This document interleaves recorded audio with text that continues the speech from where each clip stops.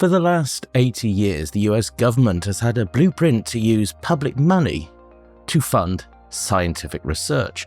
My guest today has estimated how much that funding has contributed to productivity. So today on Vox Talks Economics, the public origins of American innovation. Paolo, welcome. Thank you very much for having me. Now, Paolo, what is it about this research that leads you to call it the public origins of American innovation? Because the most breakthrough innovation in the last century were seeded by publicly funded research. The mass production of penicillin, the computer, the internet, the GPS, the COVID vaccine. Yet, when we talk about innovation, people think about the private sector, the Silicon Valley, entrepreneurs, venture capital. Our point is that the government is able to shape the direction of innovation through publicly funded research. And this is particularly important when uncertainty is high, when fixed costs are high, when the returns are not easy to appropriate.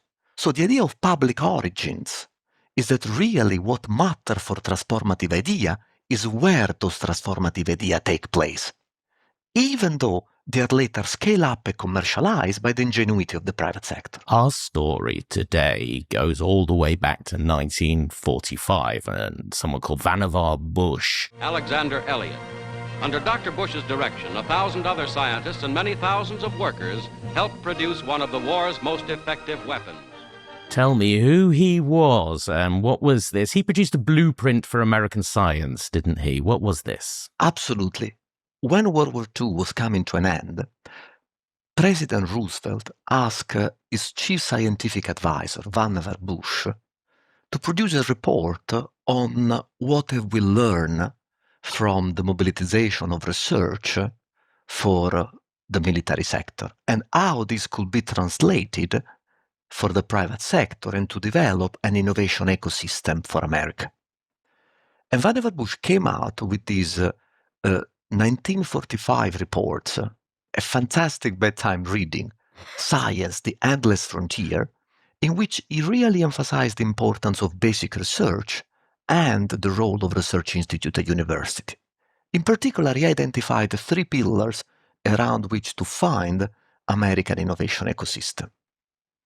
Government, to really shape the direction of innovation by putting funds in particular area of special interest. Research institute at university, the second pillar, to be able to push the frontier of knowledge without having the constraint of commercial goals. And third pillar, the private sector, to transform the new knowledge into new products. So what's the legacy of this? So what is important is that now we are seeing in our results that this combination of public funds through research institute at university really have been able to make major breakthrough, then the private sector has been able to scale up and commercialize. So it's really a joint effort. Often we tend to have a discussion on whether should be the public sector to lead or be the private sector. Here what we emphasize is that we have to be a joint venture in which the direction of innovation is emphasized from the public sector, and is the private sector that actually found a way of bringing that to mass production. Let's talk about this piece of research that you have done, which is all about trying to find out the contribution of publicly funded research to innovation. How can you separate in the data innovation that's publicly and privately funded? Let me say upfront that when you come to innovation, this is a vast literature. However, there is a little bit of conundrum. We have a fantastic, well-identified, firm-level literature, and then we have all the data on aggregate R&D. Yet, what we miss is to figure it out what is the macroeconomic impact of the different transmission channel. So what we do in this paper, we exploit the granularity and richness of patent data in a bottom-up approach in which essentially we get time series of different forms of innovation. By doing this, we can explore the type of questions such as what is the macroeconomic impact on aggregate productivity, on standard of living, on whether innovation is funded by the government or the private sector, whether it's funded by health and education agency or whether it's funded by the Ministry of Defense, whether it's funded by university or research institute or for-profit organization, whether it's developed by startup or by incumbent. We can do this because in particular in the United States is a legal requirement for any patent assignee to declare whether there was any government interest in developing that patent. And therefore, we can categorize innovation whether we're funded by the government and owned by the government, fully private, which means owned and funded by the private sector, or a mixture partnership in which the government funds and the private sector is actually the one that own and develop. You can think COVID vaccine exactly along this third dimension. But in this, you have the patent, which then is adopted, which then becomes an innovation, which then changes productivity, which then grows the economy. How can you make that link between the patent and the economic growth? There must be so many confounding factors here. Absolutely. So what we exploit here is the fact that we take advantage of patents at the time of application. So essentially, you can think of this. We are comparing 2 quarters in time, 2 different years in time. One in which has a particularly elevated number of patent application funded by the government. And another quarter in which there was a surprisingly low amount of patent application funded by the government.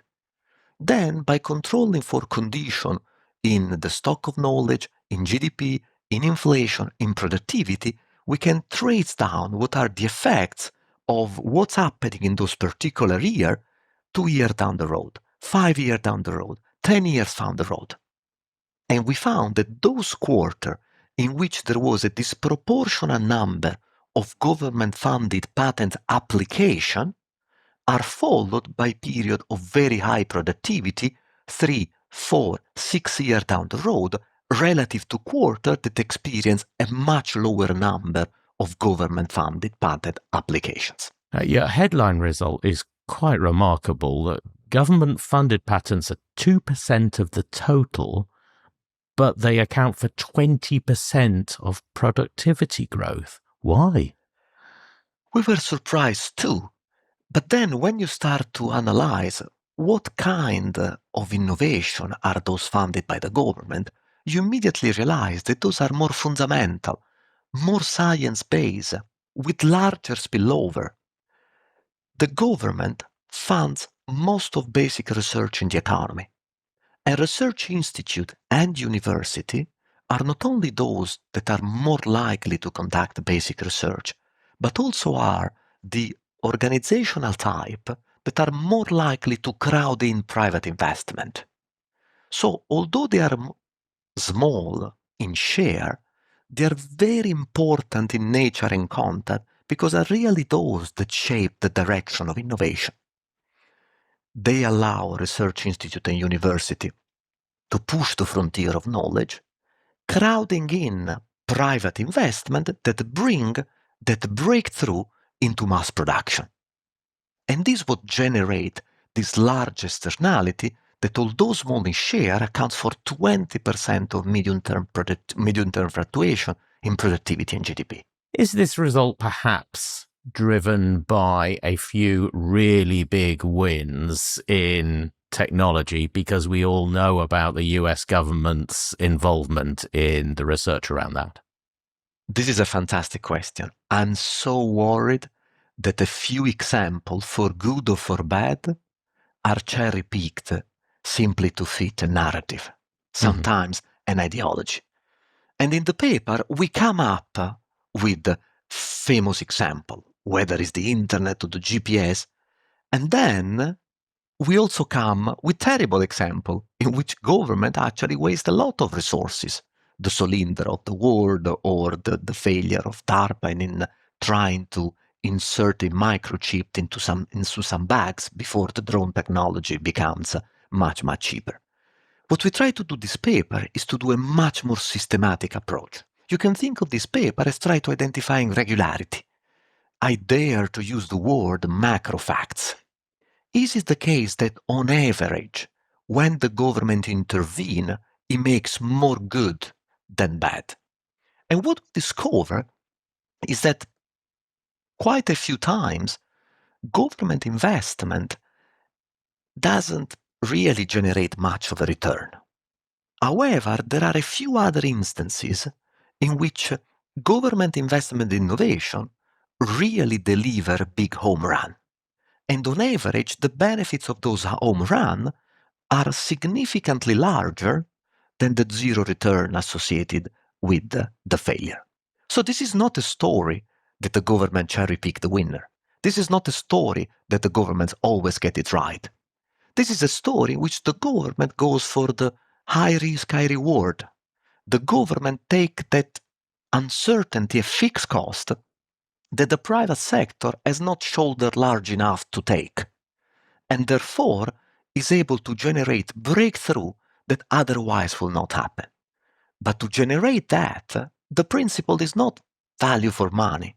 The principle is high risk, high reward, which therefore force the government to accept a large amount of failure to be able to find out and identify the success story that actually the one behind the significant gain in productivity and standard of living that we have seen over the post-war period. And in this story, when we say the government, what we actually mean is a group of federal agencies that have managed to produce this research. Which ones have been particularly valuable, good at doing this? This is such an important question, especially at the time in which we are hearing, especially in Europe, the increased budget for defense. Mm-hmm. So the two agencies in the United States that seems to be driven those effects are the NIH, which is the correspondence of our NHS, and the NSF, which is Education, National Science Foundation, that is a little bit the correspondence of the UKRI if you are based in the UK.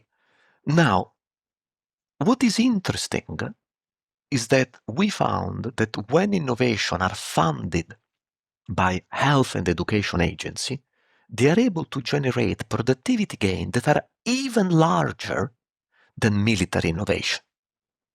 So here, I think there is a little myth that I would like to debunk. Education, health, military innovation, there's nothing special in each of those. If the emergency is war, then military innovation is special because generate a nuclear breakthrough. If going to the moon is the emergency, is the need, then space innovation is what becomes special. If the emergency is COVID, then is innovation, health innovation that becomes special. What all those examples have in common is an emphasis on basic research, fundamental research. And in the post-war period in the United States, NIH and NSF happen to be the agency that do most basic research, that fund most basic research.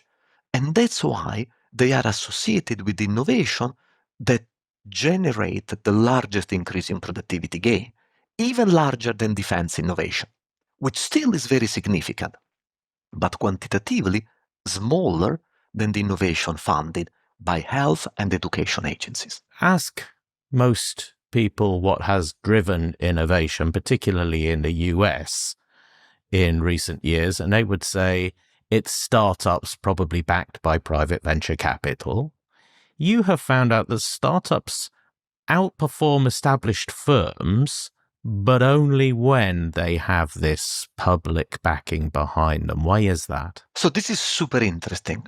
I want to make first a divide between the profit and non-profit sector, and then I want to zoom in each of them. So our first finding is that whenever government funds goes to non-profit organization, the innovation that they bring to the table has a much larger impact on productivity and standard of living than the impact of innovation, which are developed by the private sector, by profit organization. Mm-hmm. And then, as you pointed out, when the government funds start up, these generate innovation which are associated with a much larger macroeconomic impact than when the government funds incumbent. So 2 points here are worth making.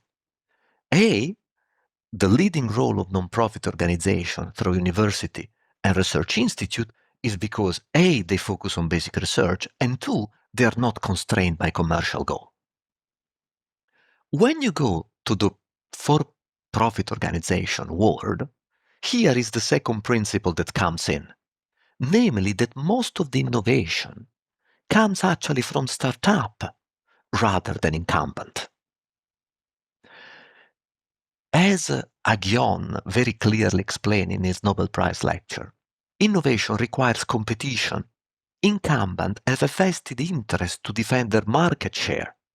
Innovation is disruptive.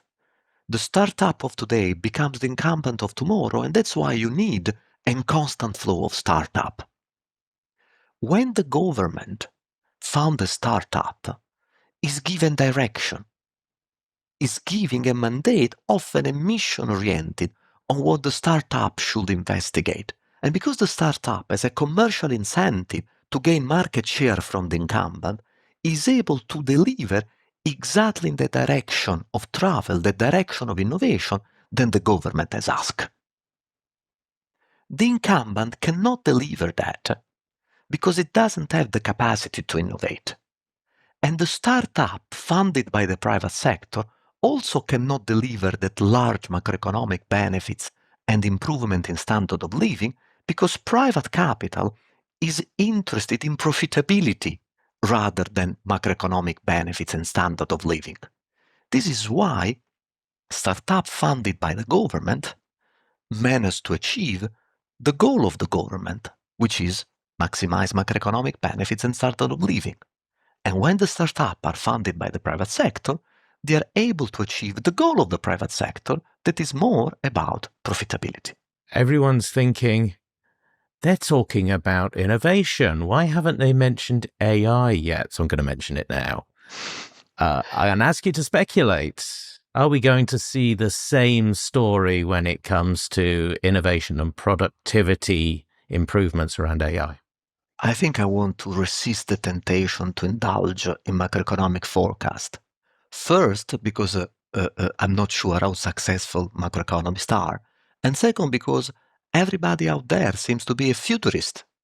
So I'm going to try to be the perhaps boring, bookish academic that look back at the past and trying to see what seems to be different now. In all of our research, what we have discovered is that really those large macroeconomic impact comes when the government shape the direction of innovation and the crowding in private investment in that direction. AI might represent a break from this historical pattern. And this is something that already we see now in the data. First, most of AI investment comes from the private sector. Second, there is so much money in the private sector for AI that now more and more firms are able to attract those talent that in previous industrial revolution would have gone to research institute and university. This matters because in our story, in our results, a research institute and university that push the frontier of knowledge through basic research unconstrained by commercial goals. But if now with AI, all the resources are driven by the private sector and are driven out of research institute and university because firms offer more competitive package, there is a significant risk that the direction of innovation is not going to be shaped by macroeconomic benefits and standard of living, but is going to be shaped by profitability because this is the goal of the private sector. What we've seen in the past to be so important for American leadership, for American innovation, has been exactly the public sector to be able to shape the direction of travel. If AI is going to be driven by private investment, it's reasonable to expect that the direction of innovation is also going to be driven by the private sector and therefore by profitability. So one possible scenario is that we are going to see many high profitable firms, high evaluation among firms, but not necessarily the benefits of aggregate productivity and aggregate standard of living that previous industrial revolution have had because of the leading role of the public sector. A lot of the research I've seen on this, a lot of the research has been produced, has been very, very anecdotal. And it tends to take sides because of that. So people who want to talk about the value of government basic research would point to what Google have been able to do with it. People who think that it's a bad thing, Solyndra was one that you've already mentioned, a high-profile failure. What gets lost if we focus on anecdotes like this? So let me pick up on Solyndra. In that exact round of loan in which Solyndra got funded and then failed, also Tesla got funded and it became a huge success. So it's very easy to cherry-pick example to kind of fit a narrative. We wanted to move beyond that and really go to a systematic analysis, try to understand what is the average effect. After all, that's what it matters for the government. Are the success more than compensating for the loss of the failure?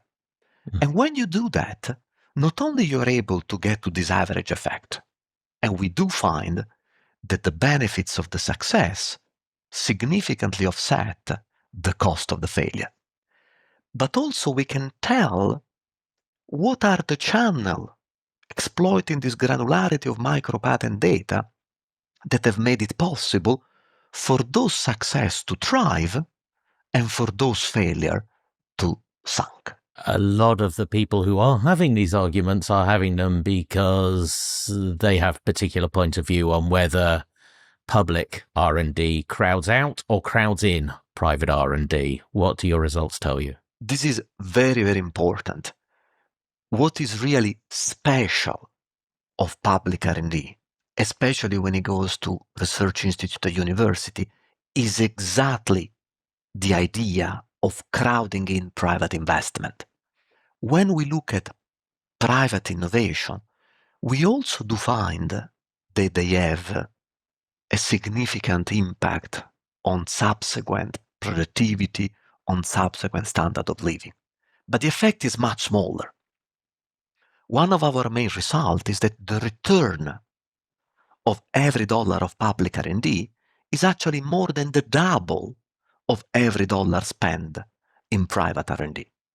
And the key mechanism is exactly because for every dollar of public R&D, there is another dollar of private investment coming from the private sector. And the reason is what we described before. Many of those startups tend to be talent that used to be in research institute or university that went on to commercialize a breakout idea. But it's exactly the government what wants. The best talent to push the frontier, and then either for them or someone else to move into the private sector to scale it up and commercialize so that the mass can benefit about that. So this is really critical for our result. That when the government drive the direction of innovation in basic research, pushing the frontier of knowledge without constraint of the commercial goal and letting the private sector to commercialize, to benefit commercially from that scaling up, this is where we have the best of both worlds, when the public and the private sector work together rather than in substitution as a complement, with the public leading and the private sector scaling up. So 2 policy questions for you, Paolo. The US first. 2025 saw huge cuts to federal science research funding. What does your research tell you about the likely impact of that? Taking our result at face value, the effect could be quite dramatic. Cutting funding for science or research more generally is really cutting at the heart the fund for basic research. While this might not be felt for a few years, the long-run consequences of this could be dramatic, not just in terms of productivity, but also in standard of living. We are talking of very significant cut. We are talking of the possibility that America might lose its technological leadership, which are the foundation also of economic leadership. In fact, if anything, now we are seeing that most of R&D in the world is no longer in the Western world or in the United States, but is moving toward Asia, in particular towards China. When the UK was the economic leader of the world, it's because they were also the technological leader of the world. Then this shift towards the United States, when the United States become, because of their innovation ecosystem, the technological leader of the world, and with that, they become the economic leader. These cuts significantly undermine the ability of the USA to remain leader in technology. And this might have far-reaching economic and social consequences. And on the other side of the Atlantic, where there is a region that would really like to be a leader in technology and research and innovation, and that hasn't quite worked for Europe. Where to find that innovation in the future was a focus of the Draghi report and many of his recommendations. What do we learn from what your research tells us that might be applicable in Europe? I think that there are two main lessons. People in Europe now are obsessed about spending more, whether this is defense, whether this is any form of public spending. The first thing we need to realize and recognize that the major problem of Europe is not the level of spending, it's the composition of spending. What we do is so much in procurement, especially on defense, and so little on public R&D and basic research. The good news is that Europe is not short of talent. Europe is not short of top research institute and university. Europe is not short of early stage startup. Where really there is a major difference between the US and Europe is the support to scale up later stage startup and to support innovation cycle exactly when you need it most. Particularly when you go to science, to research, the innovation cycle is longer. So what often happens in Europe is that we have great university, great research institute, great startup that come up with great idea and then are forced to move to the United States for later stage innovation. If Europe could simply tilt the composition of its spending, starting from defense towards public R&D, that act as a venture capital and crowding private investment to support later stage startup, perhaps the Draghi report could be that Vannevar Bush moment that Europe has missed after World War II, but for the US, for the major driver of the American innovation ecosystem. A Vannevar Bush moment. We've been waiting 80 years for it. Let's hope it happens. Paolo, thank you very much. Thank you. It's been a pleasure. The discussion paper is called The Public Origins of American Innovation. It is discussion paper 20788 at CEPR if you want to look it up that way. Authors Andrea Gazzani, Joseba Martinez, Filippo Natali, and Paolo Surico.